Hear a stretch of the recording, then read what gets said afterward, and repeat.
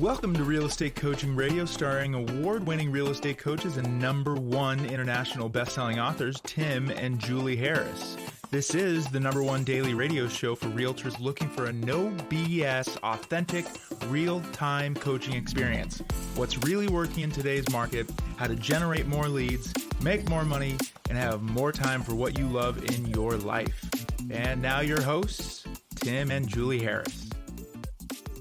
Welcome back. We are talking this week about all the places you can find homes for sale other than the MLS. The feedback on yesterday's show is fantastic, so we know we are on target with the information you guys are after. Remember, the whole goal of this podcast, every podcast, we have thousands of past podcasts for you guys to listen to, is to educate you, to motivate you, but ultimately the education and the motivation doesn't mean hooey unless you're going to get into action. So make sure when you're listening to today's podcast, you are thinking, I can do that. I can take that action. I can absolutely positively do what Tim and Julie are suggesting right now.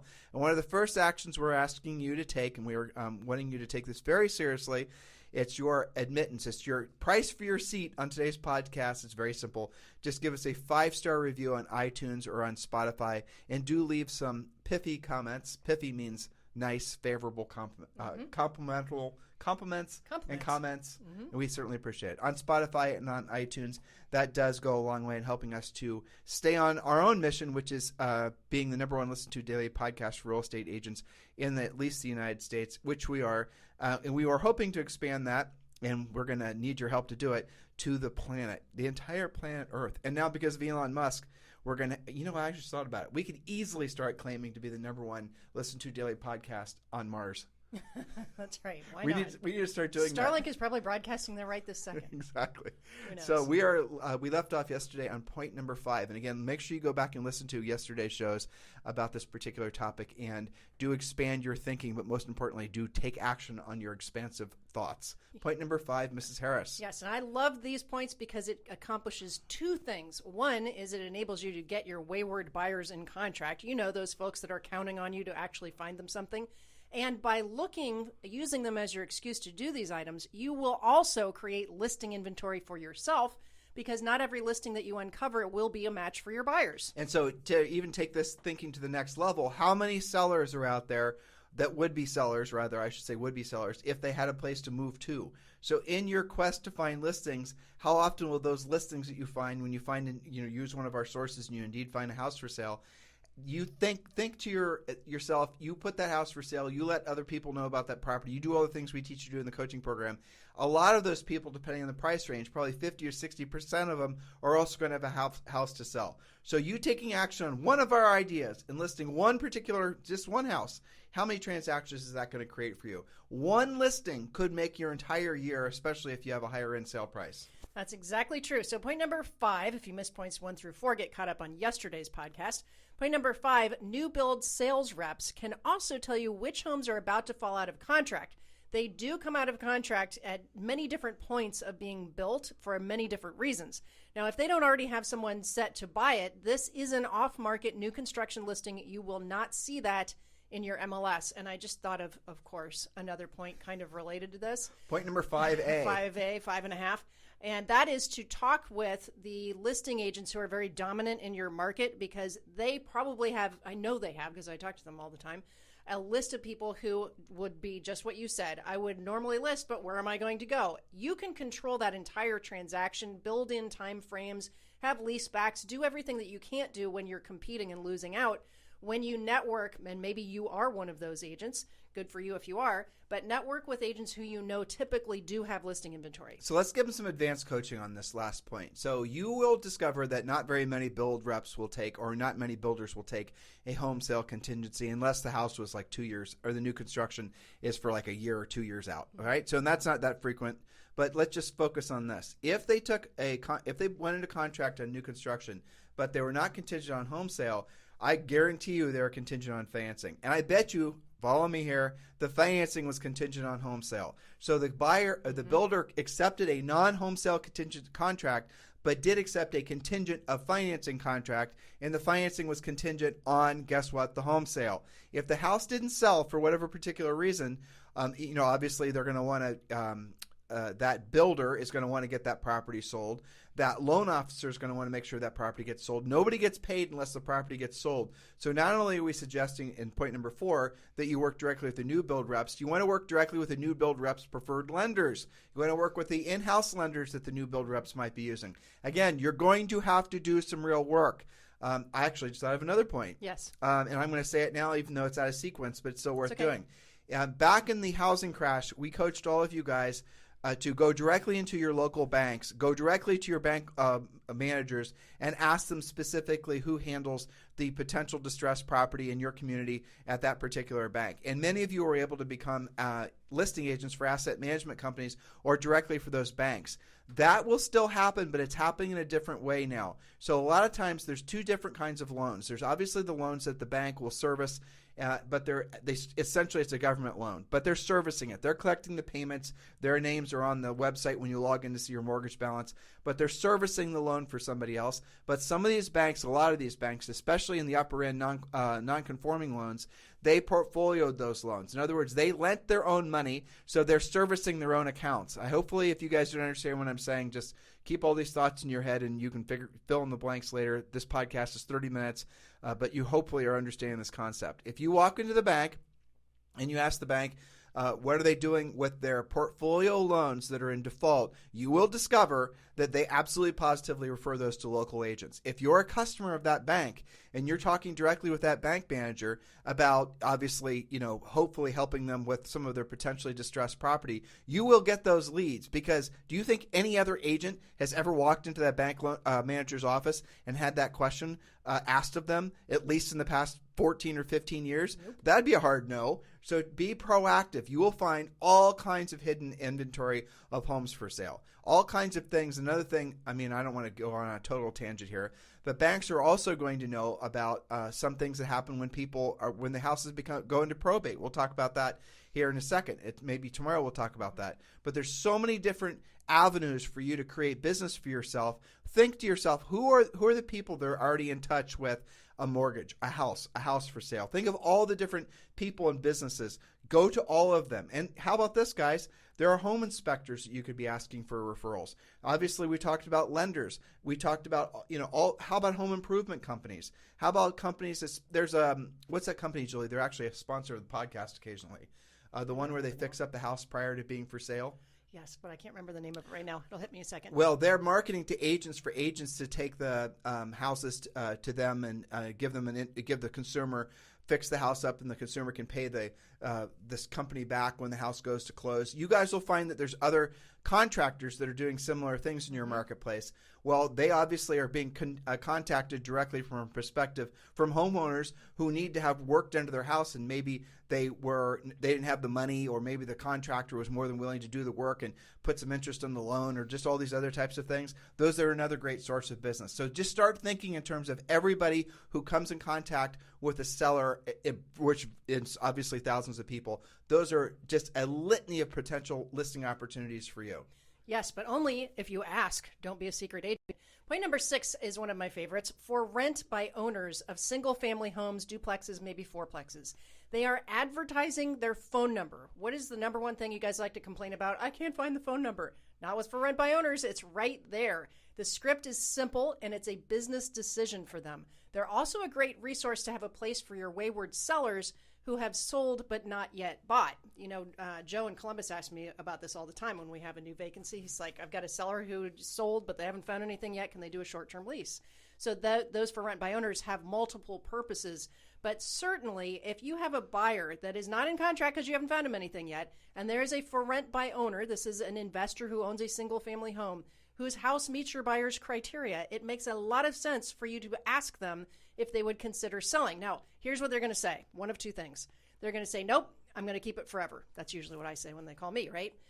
Or they're going to say, well, I don't know, what kind of price do you think you could get me for it? It's a simple business conversation in which you then offer to do a free comparative market analysis, maybe meet them, sit down for coffee. It's either a listing for you to list, or it is a match for your buyer, or they decide not to do anything. Most single family and small multifamilies are still by mom and pops. They're not owned by big institutional investors.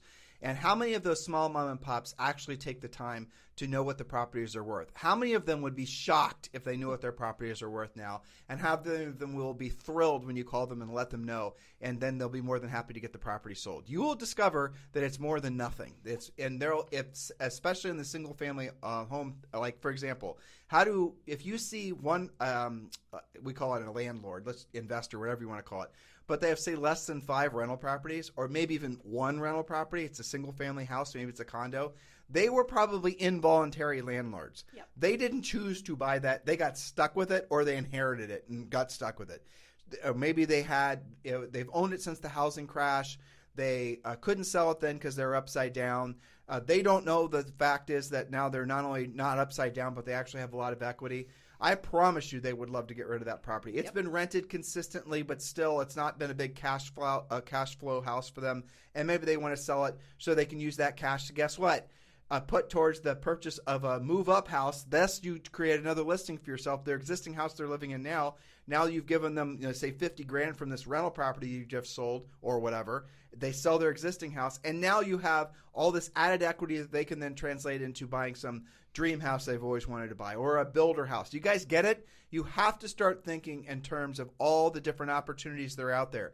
Don't get suckered into believing that there's no opportunity. There's expansive opportunity, and the opportunity is actually a little bit more interesting in a market like this because there's so much demand. There's so many buyers that want to purchase. There's so much FOMO that's still existing in the housing market, but there's so few agents that are willing to learn how to actually go out and create their inventory. Thus, the topic of today's podcast. And remember, guys, this is just an overview. We give you all the drill down how to do all that stuff in our coaching program with the scripts, with the objection handlers, with all the different little nuanced approaches to getting these sellers in front of you. If you'd like to join our coaching program, we've made it very simple for you. We've set aside time in our coaches' schedules, our new member coaches' schedules. Just text the word JOIN, J-O-I-N, JOIN, J-O-I-N, to 47372. Text the word JOIN, J-O-I-N, to 47372. You can speak directly with one of our new member coaches, and you too can learn how to be a powerful listing agent because of this market. Remember, a message and data rates may apply.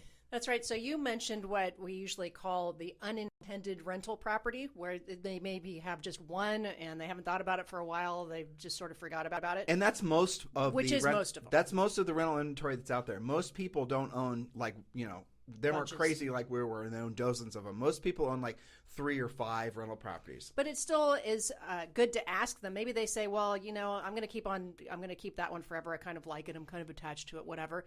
Make sure you ask them what else they own that they might rather, be selling that, and find out about that. And remember, in every single conversation with every single human, I don't care if it's the guy that's taking out, it's cutting your grass or cutting your hair or just whatever, right? The people at the grocery store, the person that works. We used to get tons of referrals from the gal that managed our local Starbucks. We sold her a condo, and she would send us referrals on a regular basis.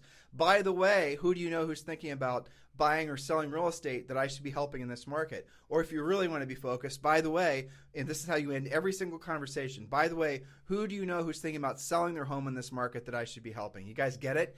Always be asking. Don't just sit around, open up your iPhone or your whatever and computer, look to see what's for sale in the MLS, see there's nothing for sale in the MLS and say, whoop, there's nothing for sale. Yep. You have to create your own inventory, and you have an unfair advantage in this marketplace if you're actually following some of these suggestions that we're giving to you and creating your inventory. You have this mysterious je ne sais quoi that nobody else quite understands, where you always have available homes for sale, where buyers then will start coming to you and you start selling them things and showing them things that other people don't know about because you've actually learned how to do the real work of real estate. Yes, and I've got news for you, and I have proof of this because one of our own tenants contacted me about this. Don't think that your really motivated, really qualified buyers are not out there doing these things themselves, because they are. I got an email yesterday from one on Selby that's one of our rentals, and he's like, he wanted to have a 3-month extension to his lease because his agent has been unable to find him something to buy. He's pre-qualified. He's ready to rumble, So he was asking me, what else do you have in your rental inventory that maybe you'd like to sell us? Well, I hope he goes vacant because we can raise the bejeebers out of that I know. rent. Exactly. I feel like helping him buy something almost. Yeah. But the point is that why is that buyer who's motivated and qualified coming to me, not because his agent isn't doing their job, right? Don't think for a second that your supposed proprietary buyers are not out there doing these things that you should be doing. Well, why would they are? That is hilarious, isn't it? It is. I mean, just it's saying. just contacting all. Now, it doesn't have just to be a house that's actively for rent. You can go to the absentee owner list. Is this on your list? Yep. Okay, I don't want to step on any It's Julie's okay. points, but you can get the phone numbers of the people that own properties that don't live there, and there's ways to get that information. You can call them. You're going to be like Willy Wonka, right? You're Willy Wonka, Ed McMahon, and Santa Claus and the Tooth Fairy all in one. You roll, you knock on someone's door, you call them. Don't be a wimp and mail them. Be, proactive. Actually put yourself in front of them and say, I've got great news for you. Again, these are all scripts we give you in Premier Coaching Program. Just the gist of it is you've won the lottery. This is what your house is worth. Would you like the check in Bitcoin or, no, how soon would you like to have the house property? If all these numbers made sense to you, we give you all these scripts, right, guys? You'll know what to say. You'll know how to say it. You'll be confident saying it. And who is going to be mad at you when you're telling them that they are the smartest person on planet Earth for having purchased this property however many years ago that they did? And now that they're winning the real estate lottery, congratulations to them. They are going to love you. They will invite you in for coffee so you can make them feel good and, comment how nice their existing house is. Then they're going to ask you how much their existing house is worth. Then you're going to tell them. And now you've created 2 listing opportunities for you, not to mention the fact that they also have 5 other properties they want to sell. You guys get it? But it does not happen if all you're doing is waiting around for something to show up in the MLS. Exactly. All right. Point number 7. And I have to confess, I got this point from one of our coaching clients. This was not something that used to be in our list, but now it is. Connect with assisted living care housing intake directors. This was a very strong spoke for one of our coaching clients. Who will hate you for actually saying this on the podcast. I know. I'm sorry. But here's the thing. The reason I like this is because whoever thinks to do this, most people pay for their assisted living care costs by selling their homes and cashing out the equity. The housing intake coordinators, and they're called different things, but in different, buildings and neighborhoods, but that's what they are. They're housing intake coordinators. They're a great source of those leads. So provide value by being a liaison between the homeowner and the director will love you because they have a very long lead follow-up process. Well, let's give them the how this actually works. Yes. So when you wanted to, and we did this when we sold real estate, we've coached people to do this as well. So let's say, for example, you have someone, or maybe you yourself are wanting to move into an assisted care living facility. There was a really nice one where we used to live. What was it called? The really Faradine. No. There was one that was by Graceland. Oh, yeah. Wesleyan. Whatever What it was was. called? Yeah. Yeah. Very nice. But what it is essentially is you have on these properties, you typically have single family houses. Maybe they're patio homes or they have attached walls. Then you have, and that's where people live completely independently, no in-house care other than just living in a nice controlled environment.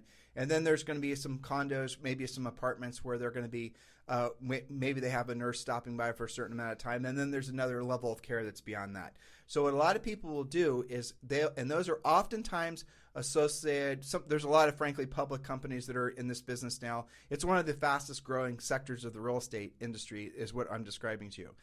Some of them are a part of a church, but what happens with a lot of these is they'll have their contract price, and then but their price, like, for example, you walk in there, Julie's grandma was at Faradine, right? Yep. And I remember you were telling me that when they do an asset search, so prior to Julie's grandma named Minnie going into Faradine and her husband Alan, they since gone to God, so this is a while ago, so these numbers we're going to give you are obsolete by at least 15 years or something, right? Probably 10, yeah. Yeah.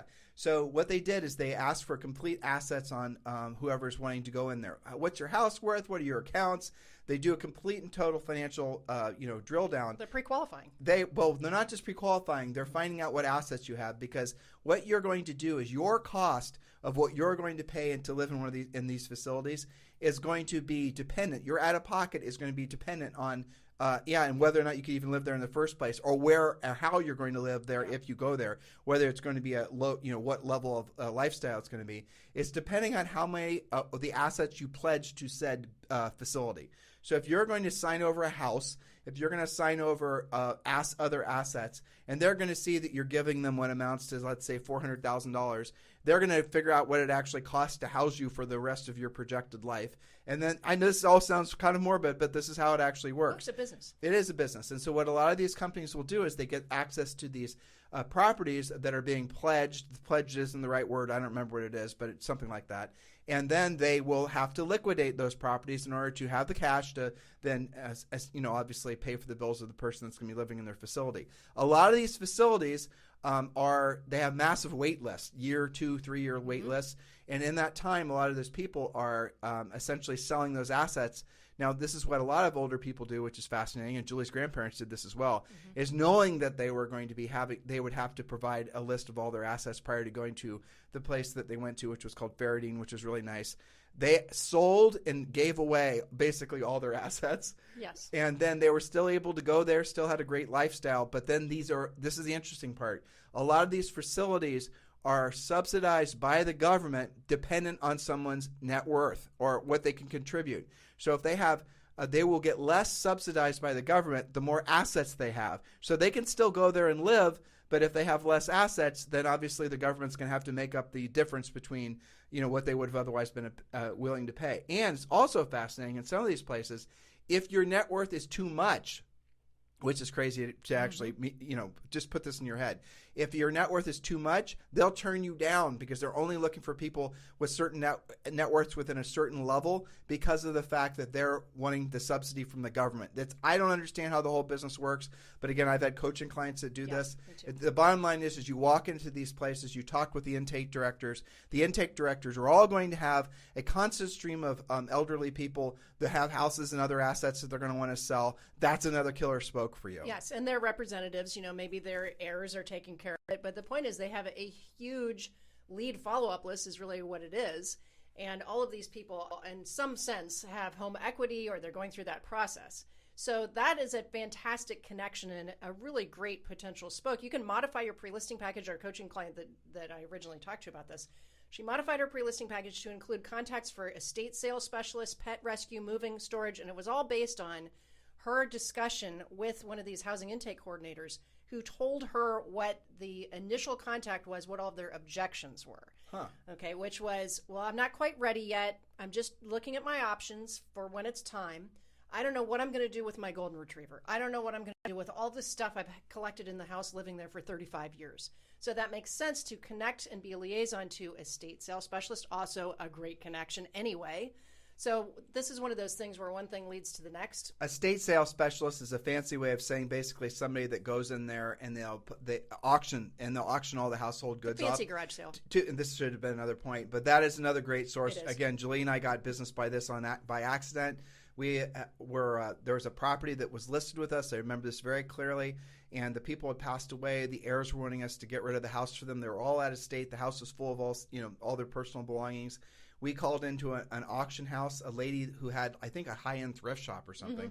But her side hustle, basically, though they didn't call it then, was to do exactly what we're talking about. She went in there, and there's certain things that she bought that she put into her, she bought it or she consigned it and put it into her own store. But the rest of it, she went out and managed and did a series of auctions at first, and then whatever was left, the stuff got sold at a garage sale.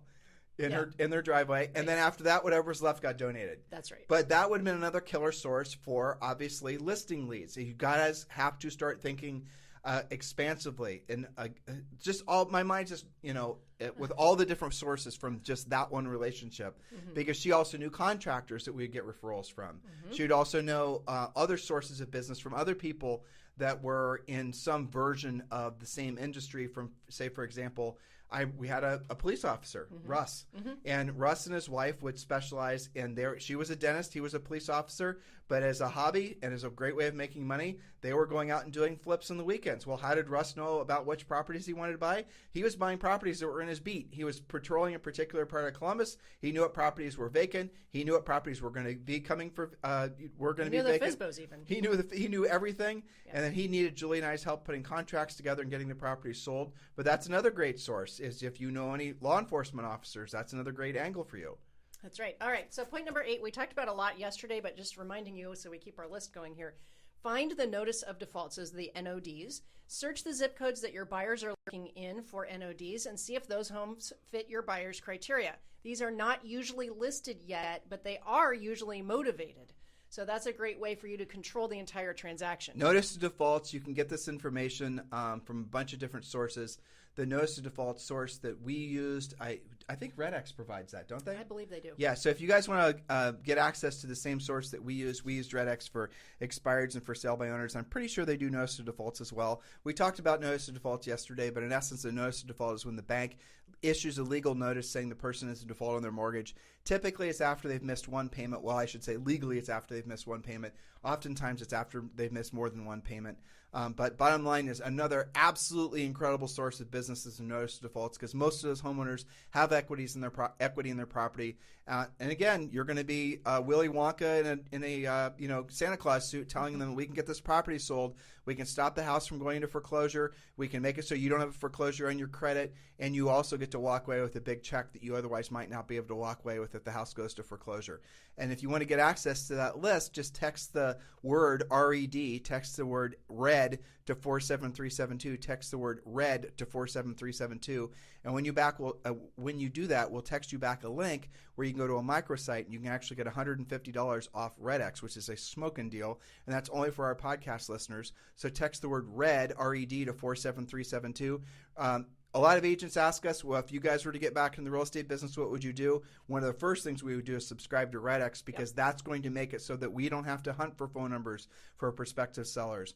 And we would use, obviously, our scripts and our listing processes, but we'd use their data. And those two things in combination will create a really great pathway for you to become a proactive lead generator. So text the word RED, R-E-D, to 47372. And remember, message and data rates may apply. Point number 9, Julie. Point number 9 and 10 are both about your past clients, your centers of influence. You guys call that your database, of course, but they're a little bit different points. So point number 9, mine your own database. That's your past clients and people in your sphere of influence. And look at that as your own personal shadow inventory, almost like your own private secret MLS. Who owns a home currently that may be a match for one of your qualified and motivated buyers? This creates, again, 2 to 3 transactions for you, all of which you are in ultimate control of. And so let's give them a coaching story. Sure. You were telling me an example of she is in Austin, and she was looking for a property for sale. It was something that's like close to 20 million or 10 million or something like outrageous. That was completely abnormal for Austin, but the sellers didn't know the market had gone this direction. You remember the story? Well, and it was actually a result. She came across that person as a result of mining her database, right?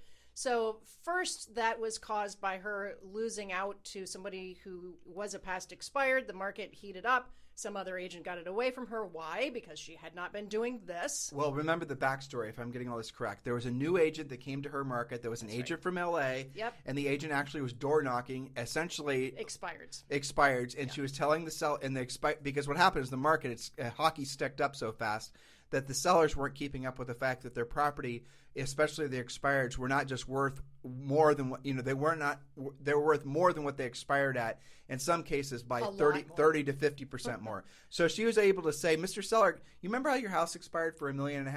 Well, you know what? That's a nice number and everything, but it would be okay if I brought you an offer for, say, $2.5 million. Exactly. That's what she was saying, and there wasn't a lot of skill required with that script. Well, this agent from L.A. went to this gal's market, her market. This is my market, right?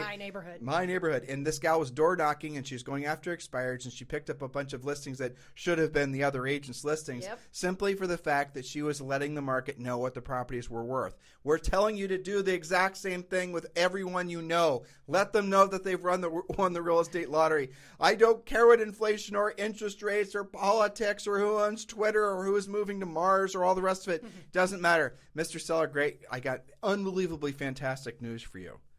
Exactly. So that is point number 10. Call 100% of your database to see who's curious about what their home is now worth in today's market. If they knew their home was worth blank, what would that do to their plans?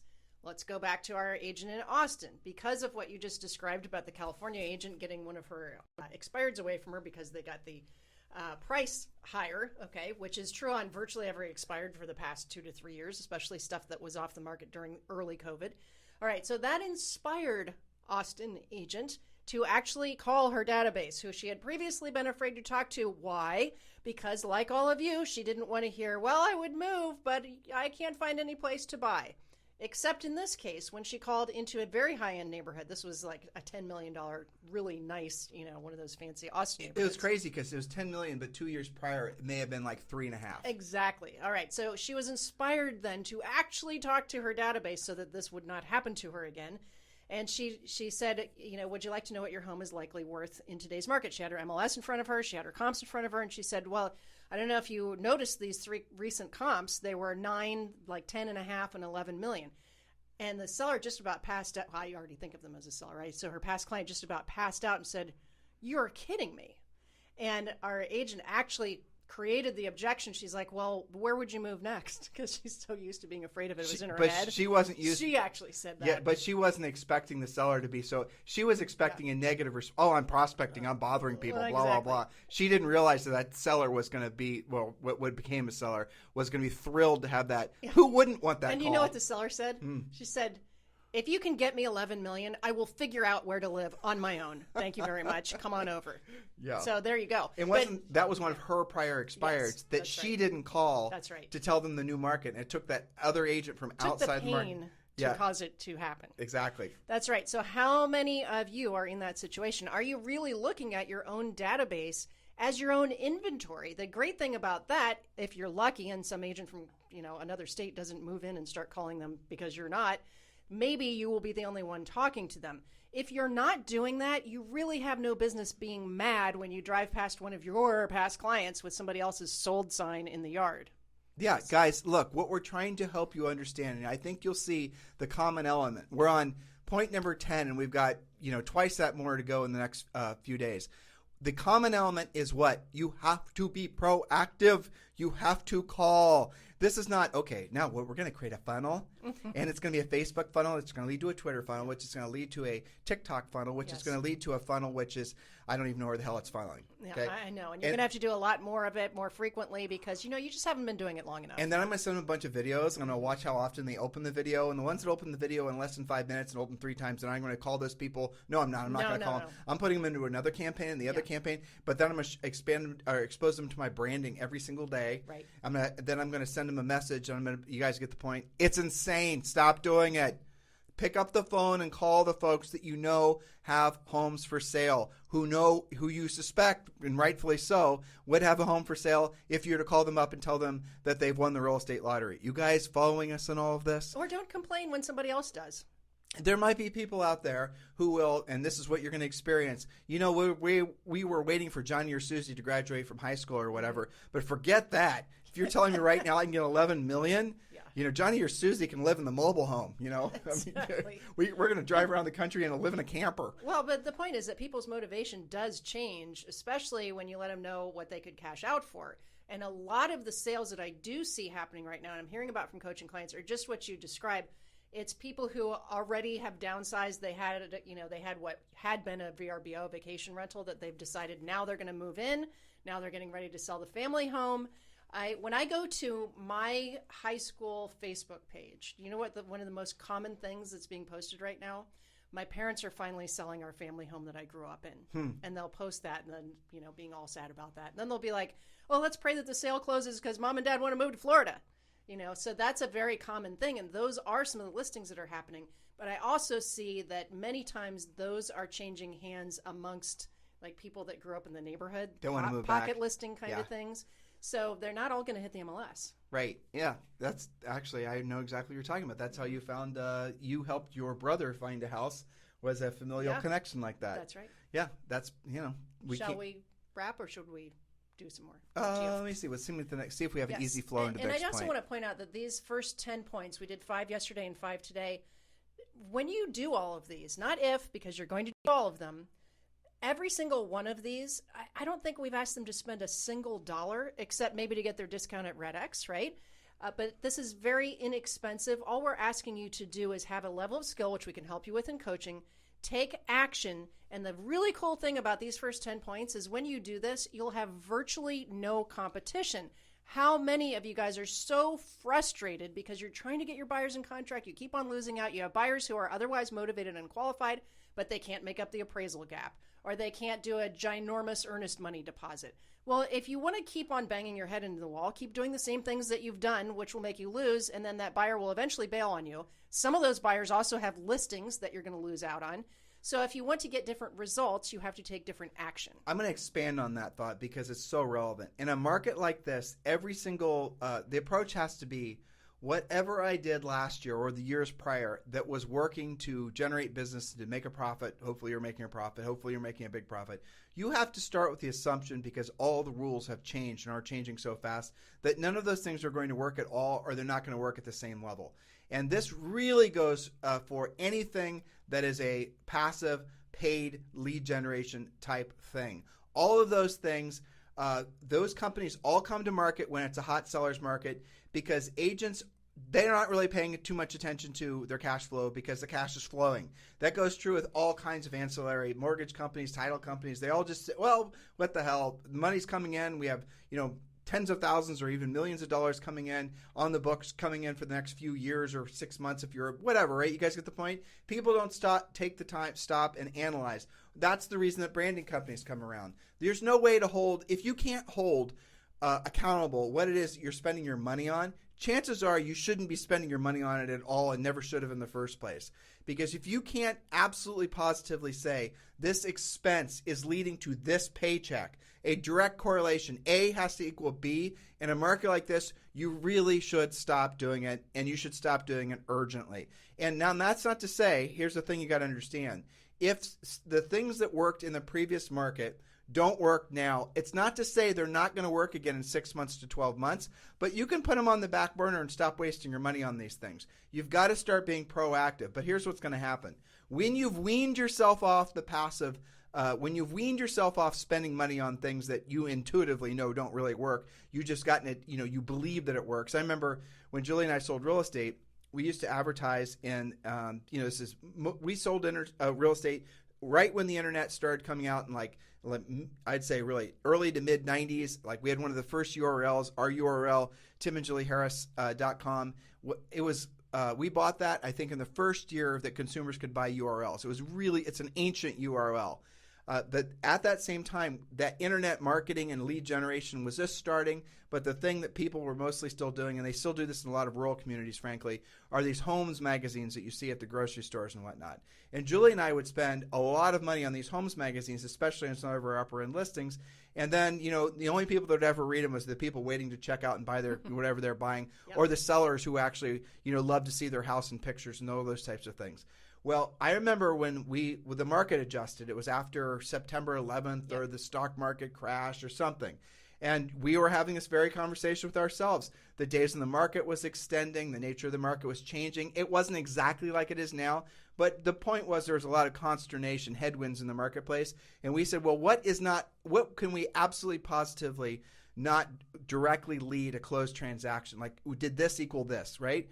And then we stopped doing those homes magazines. And I have to tell you, we had probably sleepless nights because we were worried that somehow the world would pay attention to Tim and Julie Harris, no longer in whatever the homes magazines were. They must have, fallen off the face of the earth. What happened to them? What happened to them? Why aren't they? Nobody cared. Nope. Nobody cared except us.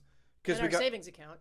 Yeah, because we were spending like $100,000 a year, and this was back in the 90s and all this stuff, right? And then we realized it was all an immense waste of money. We stopped doing it, had no detrimental effect on our business whatsoever. Nobody cared, did not prevent us from taking listings. There are so many things like that. Now, there were not that many things to waste money on back then, but nowadays there are thousands of things to waste money on that if you stopped doing would have no effect whatsoever on your business. You got manipulated by your ego into believing that you had to do it because everyone else was doing it. FOMO, if you don't do it, you're going to be, essentially people aren't going to want to list with you because they're going to think that you're out of date, out of touch. All that marketing, all that branding, all those companies, you're going to see this time next year, year after that, they're gone. They're out of the business. Now, when the market pivots back, it's going to be a while, but it becomes an incredibly, whatever. The dynamics change.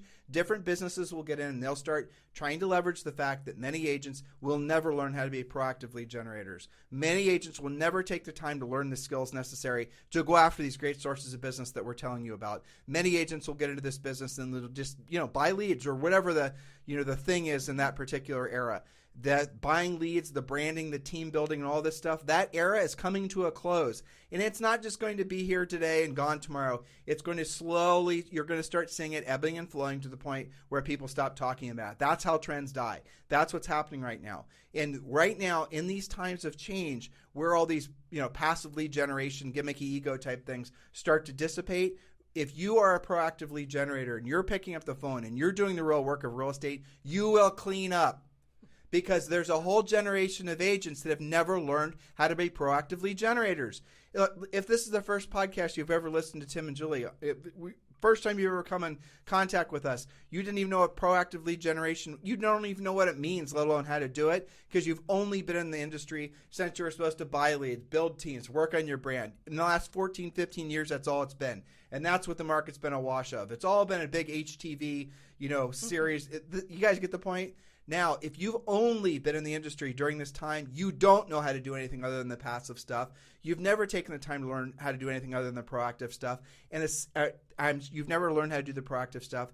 And that's like all the competitors that you are locking horns with every single day. So if you want to have an unfair advantage in your marketplace, learn to be the proactive agent. We've given you at least 10 great sources, more like probably 20 at this point, great sources of people that you should be proactively having direct conversations with so you can actually convert those conversations into listings and multiple transactions and multiple paychecks. Stop waiting around, guys. In markets like this, it's going to be a massive thinning of the herd. There's no doubt about it.